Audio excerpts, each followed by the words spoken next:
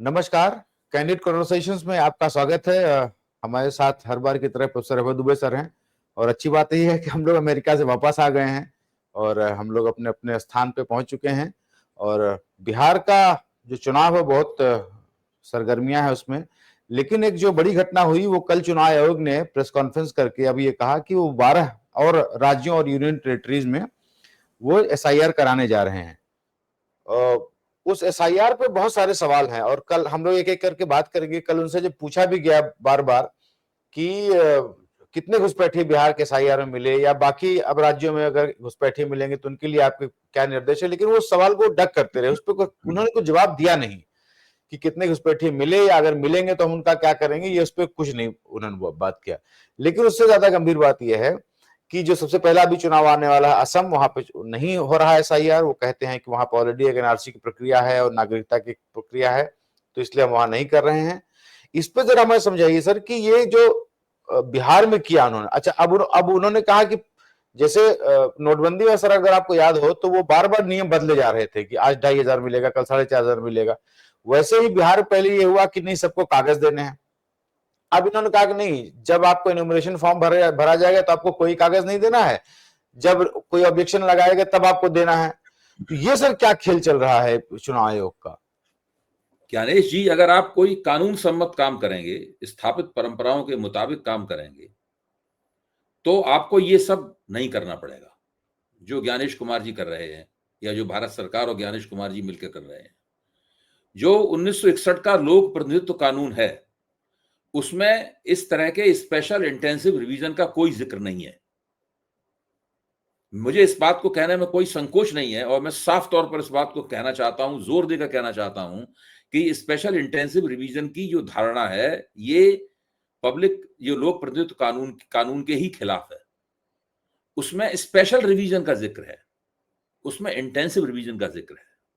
लेकिन इन दोनों को मिलाकर मनमाने तरीके से ये जो तीसरी श्रेणी बनाई गई है मतदाता सूची बनाने की, ये गलत है। इसकी कोई परंपरा नहीं है। ये भारत में आज तक कभी ऐसा नहीं हुआ है। 13 साल पहले जो रिवीजन हुआ था वो भी स्पेशल इंटेंसिव रिवीजन नहीं था। वो इंटेंसिव रिवीजन था, लेकिन स्पेशल शब्द उसके साथ नहीं जुड़ा हुआ था। भाई, स्पेशल रिवीजन का क्या मतलब हुआ? जब हमें जरूरत पड़ेगी, अचानक जरूरत आ गई, तो हम एक छोटा सा संशोधन मुहिम चलाएंगे। एक ये है। इंटेंसिव रिवीजन का मतलब क्या हुआ कि हम दूरगामी दृष्टि से एक सघन पुनरीक्षण करेंगे जो बहुत समय तक चलेगा। यानी स्पेशल रिवीजन चुनाव नजदीक हो तब भी किया जा सकता है, इंटेंसिव रिवीजन तभी किया जा सकता है जब चुनाव दूर हो। ये सारी व्यवस्थाएं, सारे प्रावधान लोक प्रतिनिधित्व कानून में मौजूद हैं। लेकिन इस सारी परंपराओं को झुठलाते हुए भी, सारे स्थापित जो तौर तरीके हैं उनको झुठलाते हुए, इन्होंने एक नई चीज निकाली जो है, वो है स्पेशल इंटेंसिव रिवीजन। मुझे इस बात को देख के बड़ा अफसोस है कि सुप्रीम कोर्ट ने भी इस बात पर गौर नहीं किया। यहां तक कि स्पेशल इंटेंसिव रिवीजन की आलोचक जो वकील हैं, जो याचिकाओं के पक्ष में खड़े हुए हैं, उन्होंने भी इस मुद्दे को इतना नहीं उठाया। बहरहाल इसको यह दर्ज करना जरूरी था कि ये जो हो रहा है वो पहली नजर में संविधान सम्मत नहीं लगता। चूंकि ऐसा कभी नहीं हुआ है, इसका ऐसे करने का कोई अनुभव नहीं है मौजूद, इसलिए उसमें गड़बड़ियां होना लाजमी है। इसीलिए आपने बिहार में एक पायलट प्रोजेक्ट शुरू किया। उस वक्त शुरू किया जबकि बिहार में बाढ़ सिर पर थी और चुनाव भी सिर पर था। इसके बावजूद आपने बिहार में करना शुरू किया। अब आप देखिए, दो मुख्यमंत्री, महाराष्ट्र के मुख्यमंत्री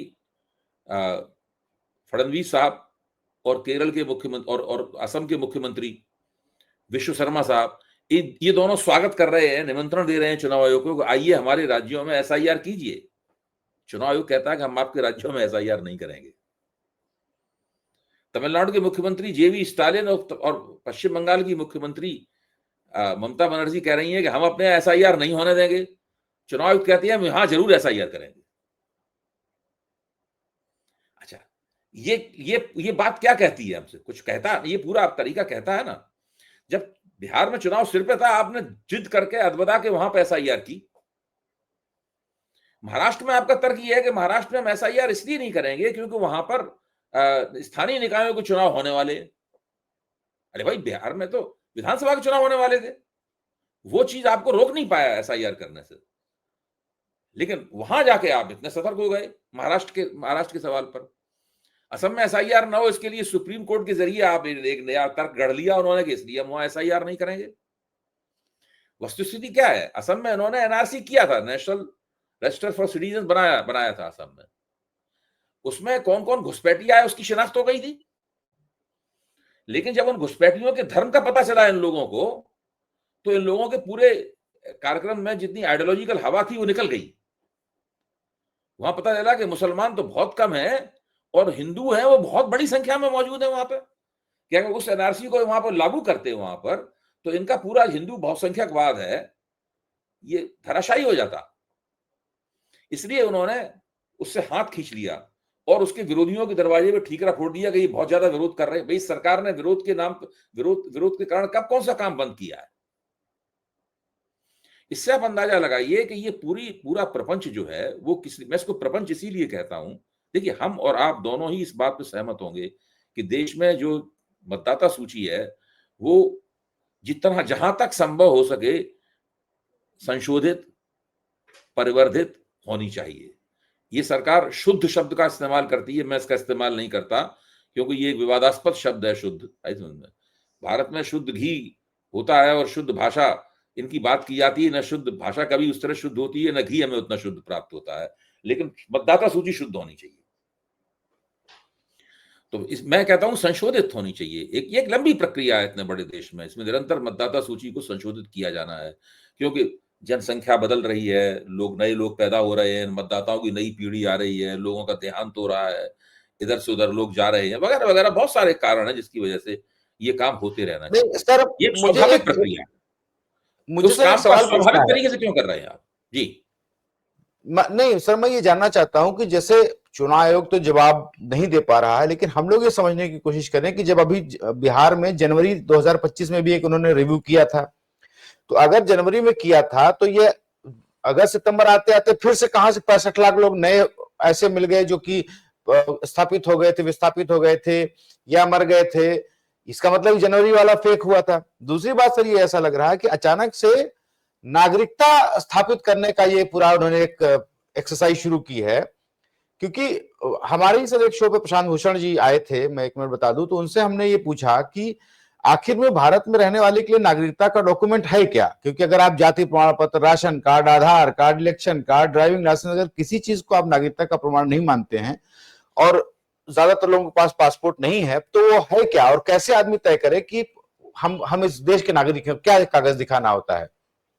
उन्होंने कहा कि हमारे नागरिकता का प्रमाण सेल्फ डिक्लेरेशन होता है। आप एक लाइन लिख दीजिए कि मैं इस देश का, भारत का नागरिक हूं, और वो माना जाएगा कि आप भारत के नागरिक हैं। तब तक जब तक कि किसी और उसका सामने वाले के पास ये प्रमाण ना हो या कोई कागज ना हो कि नहीं आप भारत के नागरिक नहीं है, आप कहीं से आए हुए हैं, तो वो सामने वाले के ऊपर ओनस है कि या किसी एजेंसी के ऊपर ओनस है कि वो आपको ये तय प्रूव करे कि आप या भारत के नागरिक नहीं है।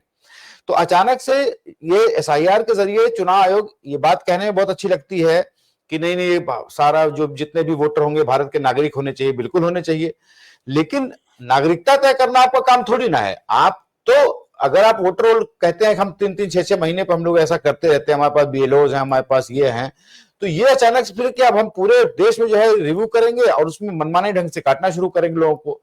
ये सब जो प्रयास है वो, मैं समझ गया आपकी बात। देखिए, भारतीय जनता पार्टी के विचारधारात्मक एजेंडे के मुताबिक ये सारा काम हो रहा है।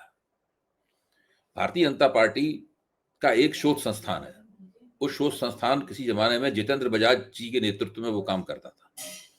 जब मैं सीएसडीएस में काम करता था तो उसी जमाने में जितेंद्र बजाज जी के नेतृत्व में उस शोध संस्थान ने बहुत लंबा चौड़ा अध्ययन करके ये दिखाया कि देश के किन किन इलाकों में घुसपैठ के जरिए भारत की जो आबादी, घुसपैठ के जरिए और बढ़ी हुई जन्म दर के जरिए भारत में आबादी की संरचना बदल रही है और हिंदुओं का बहुसंख्यक होना संकट में पड़ता जा रहा है। ये एक अध्ययन सामने आया था। इस अध्ययन पे बहुत सारी आपत्तियां हुई थी और वो ये विवादास्पद अध्ययन था। ये भारतीय जनता पार्टी इस रिपोर्ट को और उसके जो निष्कर्ष थे उन निष्कर्षों को अपने पास लिए बैठी रही। फिर 2024 में क्या हुआ कि इनके हाथ से बहुमत चला गया। बहुमत चला गया। अब इन्होंने नई नई युक्तियां तलाश करनी शुरू की कि भाई क्या किया जाए ऐसा, इससे हम अपने बहुमत को निरंतरता कायम रखें। तो उसके लिए उन्होंने इससे 2024 से पहले वो एनआरसी वगैरह ये सारे प्रयोग करके देख चुके थे, समझ गए थे ये प्रयोग जो है वो खतरे से खाली नहीं है, ये काम नहीं होगा।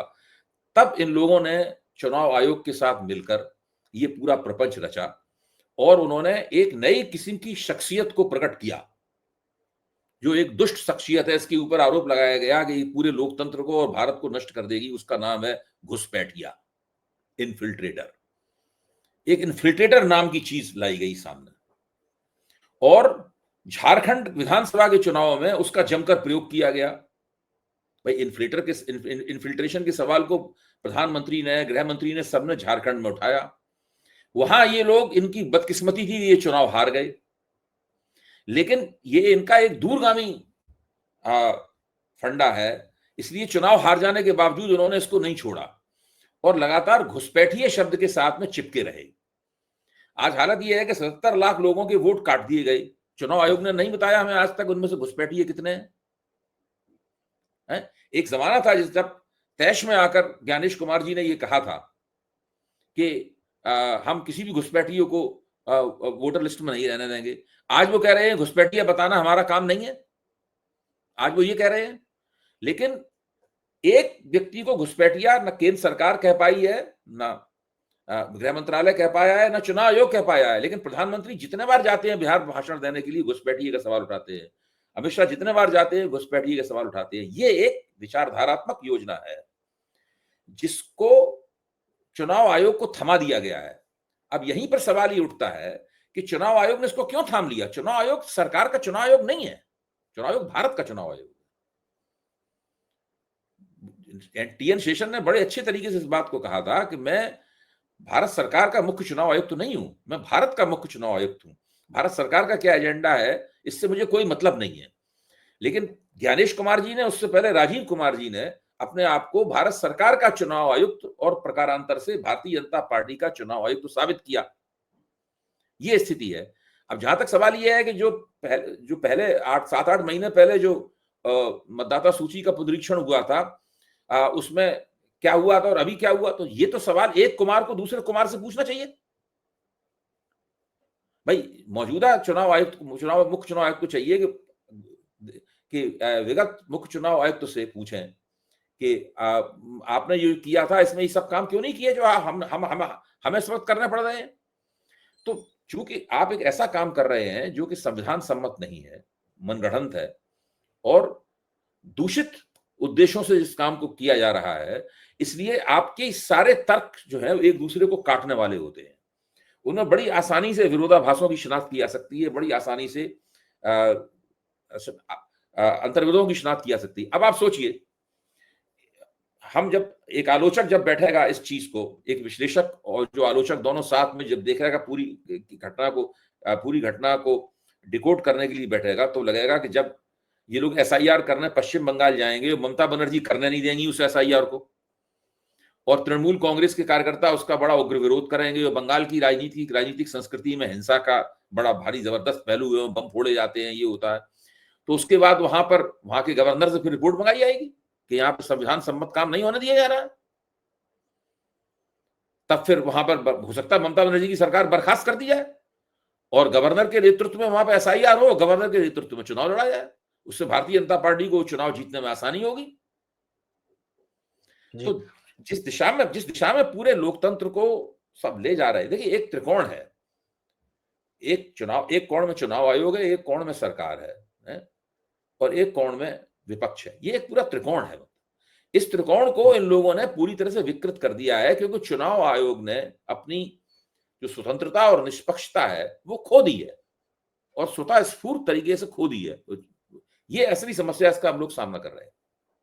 जी नहीं सर, मैं ये सोच रहा हूं कि बिहार में चूंकि एसआईआर हुआ है और उससे ही ये शोरगुल शुरू हुआ, तो ये एक टेस्ट केस होगा बिहार का जो चुनाव के नतीजे होंगे, क्योंकि एसआईआर के दो उसके आयाम है। एक ये है कि घुसपैठे नैरेटिव को तैयार किया जाए, दूसरा एक क्यूरेटेड लिस्ट बनाई जाए अपने हिसाब से। और जब से मैं लौटा हूं, मैंने बिहार में कई लोगों से बात किया, लोग ये बता रहे हैं कि काफी जो है वो वोटर लिस्ट में जो है वो अपने हिसाब से उसको सेटिंग की गई है कि इतने ही वोटर रखे जाएं या इतने निकाल दिए जाएं, या इस जहां पे सिचुएशन ज्यादा है माइनॉरिटीज का वहां से निकाला जाए, वो एक कुछ उन्होंने अपना प्रयास किया है। लेकिन इसके बदले में क्या हो रहा है, अच्छा चुनाव की डेट्स भी स्मार्टली छठ के बाद रखी गई हैं कि छठ बीत जाए उसके 5-6 दिन के बाद जो है वो पहला फेज चुनाव होगा 6 तारीख को। लेकिन पॉलिटिकल पार्टी जो है, मैं देख रहा हूं कि कल से वो चाहे तेजस्वी यादव हो, प्रशांत किशोर, ये सब लोग कह रहे हैं कि भैया 10 दिन आप लोग एक्स्ट्रा रुकिए, वोट करके जाइए। और शायद इसमें काफी पॉलिटिकल पार्टीज लगी हुई हैं। मेरा सर कहना यह है कि अगर ये ठीक है, मान लेते 10-15% वोट उन्होंने अपने हिसाब से बढ़ाए या घटाए हों, और जम के वोटिंग हो जाती है 70% के ऊपर और भाजपा चुनाव हार जाती है, तब क्या थोड़ा जोश ठंडा पड़ेगा कि बंगाल वगैरह में? मैंने इसीलिए पहले ही कहा कि आप झारखंड का चुनाव हार गए थे इस समय से उठांग में। अगर बिहार का चुनाव ये हार जाएंगे तब भी नहीं बंद करेंगे ये करना। देखिए इनका एक एजेंडा है, इनका एजेंडा, वो एजेंडा एनआरसी जब बनाने की कोशिश की थी और वो कानून लाए थे जिसके तहत था, जिसके किसके खिलाफ वहां पर शाहीन बाग में धरना लगा था, मतलब जो है, चूंकि वो चीज नहीं कर पाए, उस काम को उन्हें रोक दिया गया, इसलिए उस काम को दोबारा दूसरे तरीके से, नाक पहले ऐसे पकड़ रहे थे, अब घुमा के पकड़ रहे हैं, काम वही करना चाहते हैं, काम वही करना चाहते हैं। एक ऐसा राक्षस प्रकट कर दिया है घुसपैठिया नामक, जो आंकड़ों में मौजूद नहीं है। और इस सरकार का रिकॉर्ड बहुत खराब है घुसपैठियों की शिनाख्त करने के मामले में, उसको गिरफ्तार रोकने के मामले में और उसको डिपोर्ट करने के मामले में।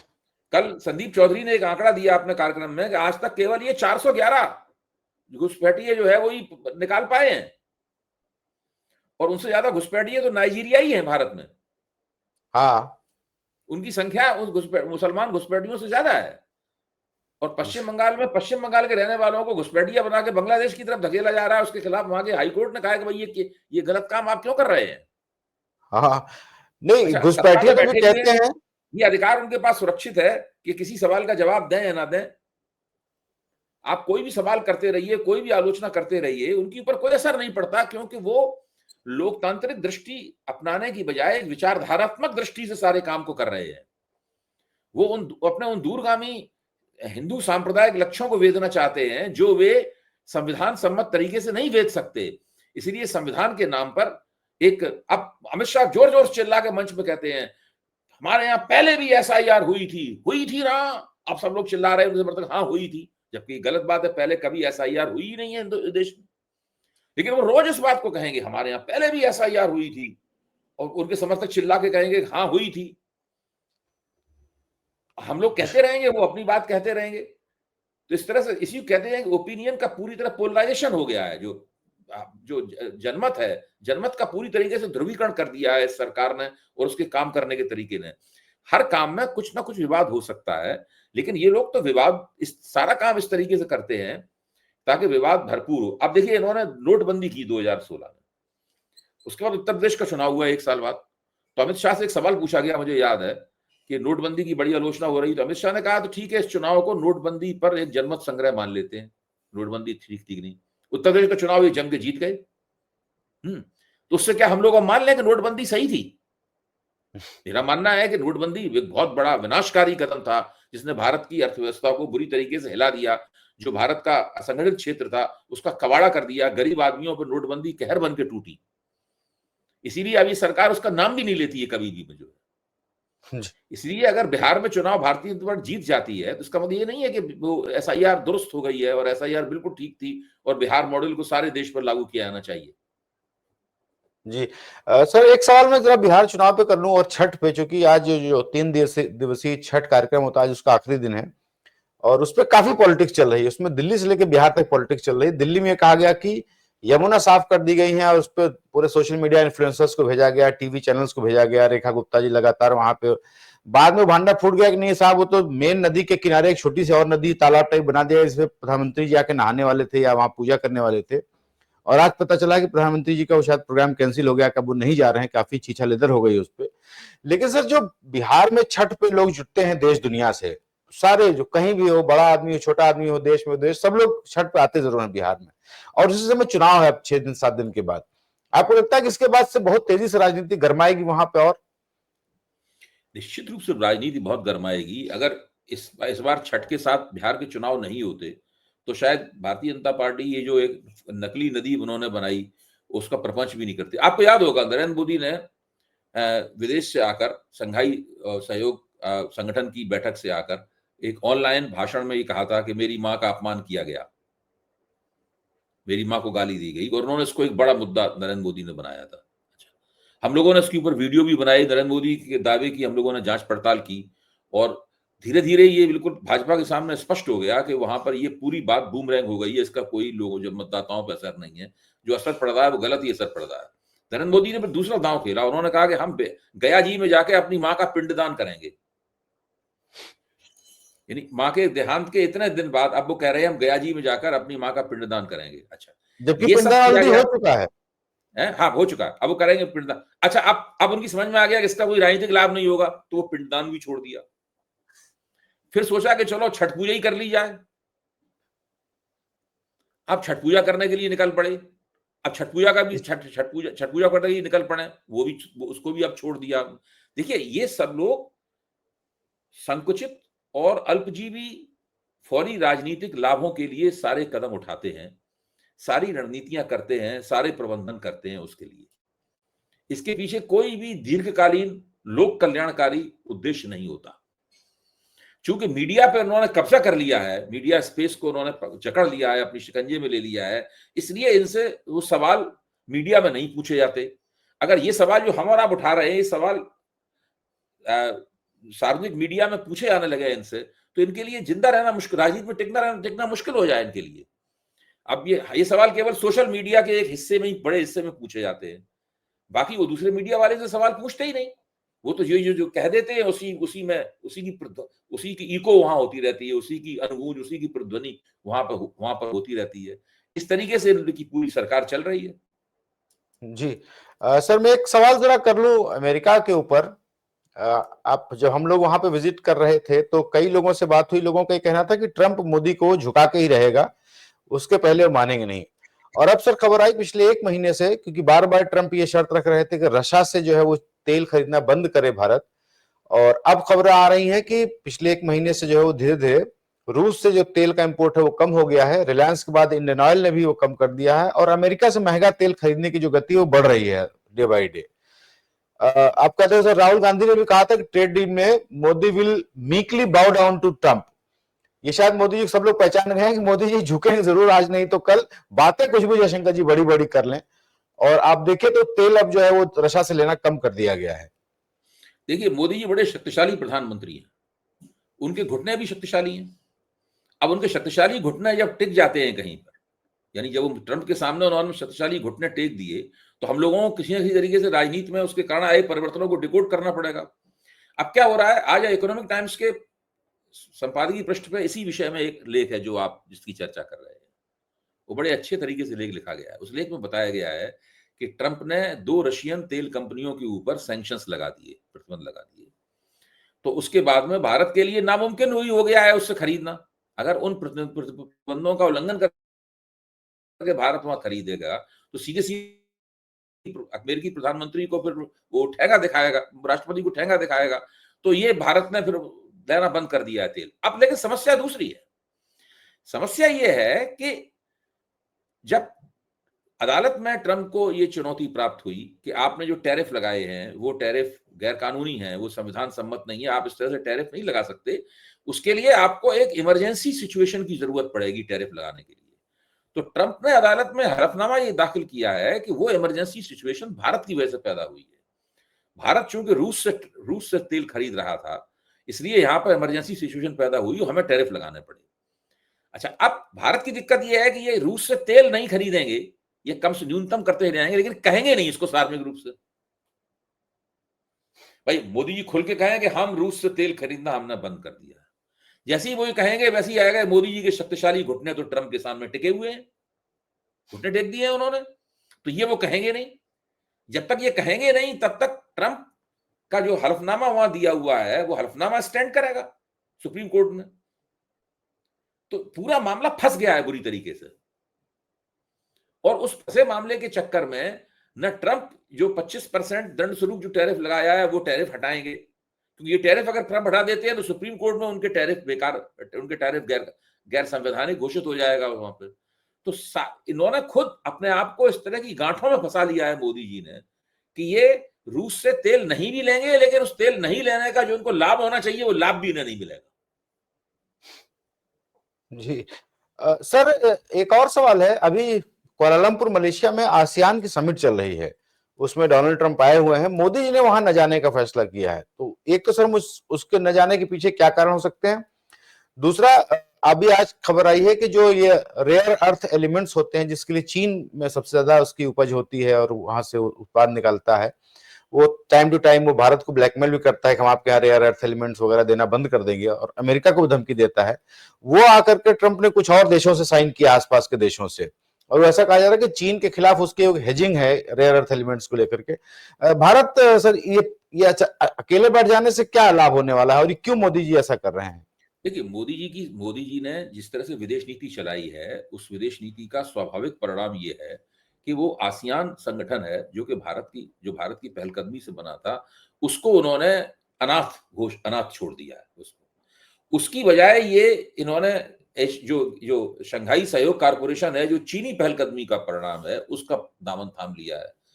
दूसरे हाथ से ये क्वाड का दामन थामे हुए हैं, जो कि एक चीन विरोधी संगठन है, पश्चिमी ताकतों का चीन विरोधी संगठन है। तो ये क्वाड और शंघाई सहयोग कारपोरेशन की एक साथ सवारी करना चाहते हैं। दो घोड़ों की ये सवारी कर रहे हैं, दोनों घोड़े एक दूसरे की विपरीत दिशा में दौड़ रहे हैं, दोनों एक दूसरे के विरोधी हैं। आसियान को इन्होंने छोड़ दिया है, इन्होंने फिर दिखाया कि भाई यहाँ पे हम ऑनलाइन संबोधित करेंगे, वहां जाएंगे नहीं, वहां जाते तो आसियान को इन्हें ओन करना पड़ता है। इन्होंने अपनी उसकी अरुचि अपनी इन्होंने यहाँ पे इस तरीके से दिखा दी है। तो मोदी जी जो कुछ कर रहे हैं वो कुछ इस तरीके से इनकी विदेश नीति की डिजाइन बनी है कि उससे होने वाले लाभों से ये खुद को लगातार वंचित किए जा रहे हैं। और जो देश एक साथ क्वाड और शंघाई सहयोग कारपोरेशन दोनों को साधना चाहेगा, तो वो तो एक तरह का जिसे कहते नहीं कि वो नाकामी के लिए अभिशप्त है, वो देश विफलता के लिए अभिशप्त है। मुझे तो लगता है कि जिस दिन देश में ऐसी सरकार आएगी जो नरेंद्र मोदी के हाथ में ना हो, भले ही भाजपा का कोई दूसरा प्रधानमंत्री हो या विपक्ष का कांग्रेस का प्रधानमंत्री हो, अब उसे विदेश नीति को दुरुस्त करने के लिए बड़ी मेहनत करनी पड़ेगी। और ये उसके लिए पहला एजेंडा होगा कि विदेश नीति को उस गड्ढे से निकाले। इस गड्ढे में नरेंद्र मोदी ने फेंक दिया है उसे। जी, तो ये मेरे हिसाब से सर ये बड़ा चैलेंज है, और क्योंकि अभी भी कुछ भी दिशा जो क्लियर नहीं है। जी, वो दिशाहीनता ही दिख रही है, और शायद बड़े बड़े जो फॉरेन पॉलिसी एक्सपर्ट होते हैं उनके भी समझ नहीं आ रहा है कि मोदी जी और जयशंकर जी क्या करना चाहते हैं। बहरहाल उसको हम लोग नजर रखेंगे। और सर आज के इतना ही। अगले हफ्ते सर बिहार का चुनाव बिल्कुल नजदीक होगा, पोलिंग की डेट से 1-2 दिन बाद की होंगी, और हम लोग तब विस्तार से बात करेंगे बिहार के चुनाव पर। और आज के लिए सिर्फ इतना ही। हमसे बात करने के लिए बहुत बहुत धन्यवाद, और दर्शकों का ही बहुत बहुत धन्यवाद। Thank you so much.